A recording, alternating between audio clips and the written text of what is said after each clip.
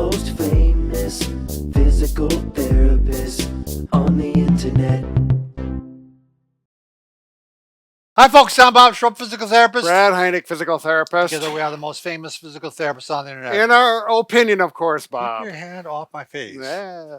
We've been at this too long. Carry on. Today we're going to talk about the top core exercises for low back pain, including spondylolisthesis, I never say this right, and stenosis or spinal stenosis. Right. Yeah, Bob, I really, this video is dear to me because about 15 years ago, I had a flare-up of back pain that wouldn't go away with standard core exercises. Actually, they irritated and other exercises, and it went on for quite a while. And finally, I discovered an exercise routine that I could strengthen my back when it was painful without irritating it and making it better at the same time. Now, let's set the stage here, Brad. You actually got to the point you couldn't run anymore, right? Right.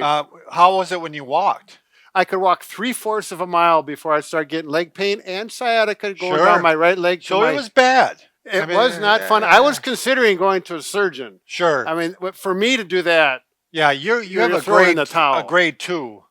Spondylolisthesis, right, which is quite a shift. Yeah, I mean, yeah, but you know, the good thing is I found a way to get through it, and I never did call the surgeon, and life is much better now. And this exercise routine is responsible for it. Yeah, here he is now, 75 years old, and I only look like I'm 70. Yeah, he only looks like he's 70. All right, Bob, we gotta carry Okay, on. go ahead.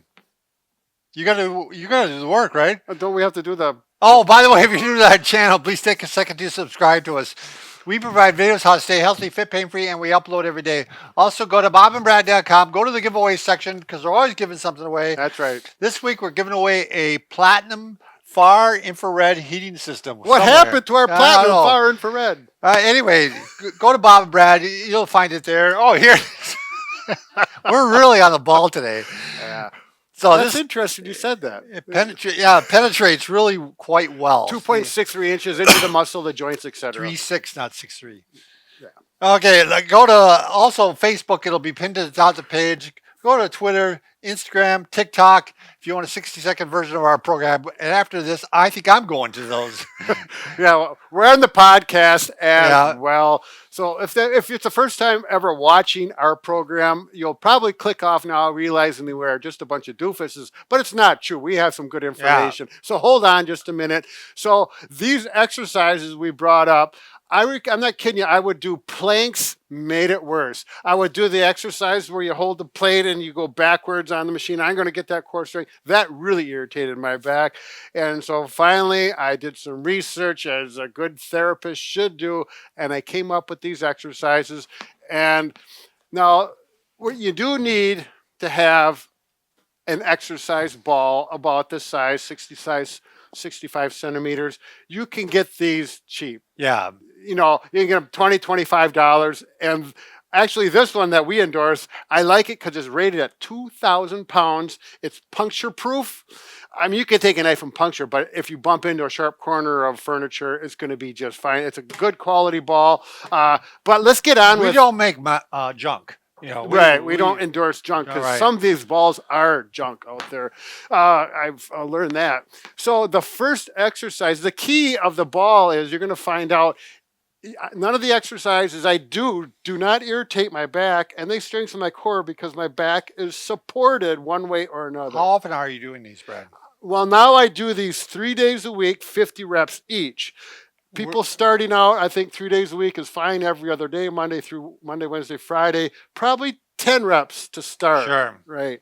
The first, I'm working my core. If you strengthen the core, the muscles in the back relax, which is good if that back is sore, and we start to strengthen the core. It's like you're creating a brace for your back. Right. It's almost, and look at how Brad, he brought his pant leg up so he can grab onto the ball easier. Yep. And he's got the heels digging into the ball so that helps hold it on. This ball is really kind of grippy on your skin, so that's why I did that. I can really hold. I don't even have to dig my heels in with this ball. I really like it. But regardless, you can use any ball you want. Yeah, look how well supported his back is with this? My back is completely supported by the floor, and it just feels great. And my core is getting a nice workout. If this would give you pain, you wouldn't do it. Right. It's just, and you want to make sure you breathe, Brad. I'm breathing, Bob. Okay. So thank for the reminder, though.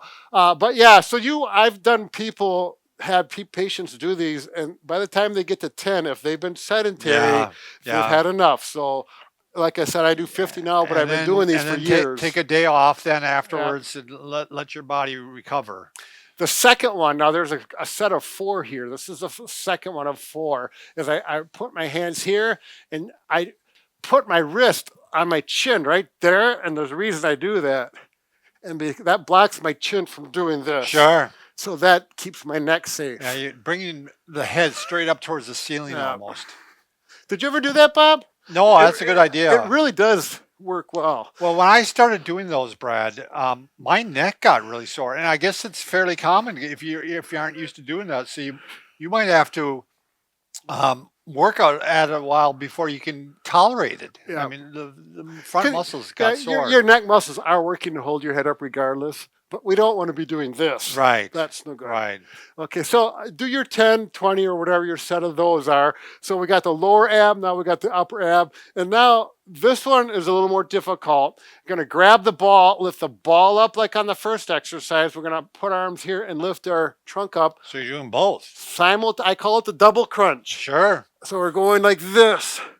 And again, my back is completely supported by the floor. The low back is completely supported, so... And for new people, I pretty much guarantee you're going to find this much more difficult. Maybe you probably won't be able to tolerate this for a couple of months, maybe. If you have spondylolisthesis or stenosis, these should actually feel good because it's opening up the facets, giving you a little break there, and that's exactly the case with me. They always feel good. Finish out there, give yourself a little break. And the fourth one in this set is you're going to lift the ball up, cross again, right elbow goes towards the left knee, and the left knee goes towards the right elbow. So we're going like this. And we just do a cross, and now we're getting different fibers of the muscle. And you get a little bit of back movement with this, which in my case, it always feels really good. I enjoy this exercise, and hopefully you find the same. But as Bob said, if it does irritate your back, you don't do it.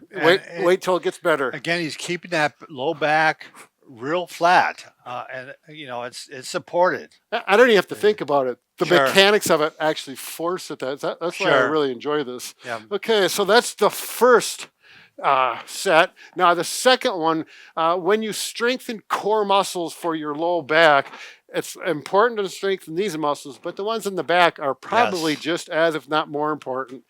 And the ball is going to support my low back while I do this. And you can see, can you still hear me, Tanner? Because I'm on my neck, underneath on my belly here. Sure. Now I'm going to work this. So we're going to work hip, the multifidi as an extensor, and as well as the back extensor group all together.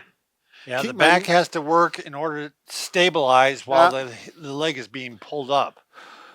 And, if you're not used to the ball, be careful with it and patient. You can put your hands here and do it. As you get better, you go down a little more. Sometimes I'll take a towel and put it on the thing and just on the floor for a rest. That's completely up to you. These I do 10 on each leg. And then I put my hands on the ball here. I spread my legs out wide because that's going to be a base. Sure. And I'm going to just extend using my hands to help only as far as that's pain-free. Right. So it's good to still, even though extension often bothers people with spondy or with stenosis, it's good to get some extension there. Because throughout life, you're going to be extending that back. Yeah, you don't want it to get tighter and tighter so you can't extend. Right. So you're flexed over like this. The key is you work it in a pain-free range, and you'll be just fine. And I do this on the second. I do 3 sets of 10 of each, do 10 here. I'm not going to go all 10 now. Sure. And then I'll put a little rotation in so that, for example, when you look over your shoulder when you're driving or anytime, you do maintain some range of motion with a little rotation, but it's got to be pain-free. We're not torquing on it at all. Just a little pain-free If motion. one direction hurts and the other one doesn't, go ahead and work that non-painful direction. Yeah, that's a good point, Bob. I did have a spondy patient that he had that exact same thing, so I just had him work the pain-free side. Yeah.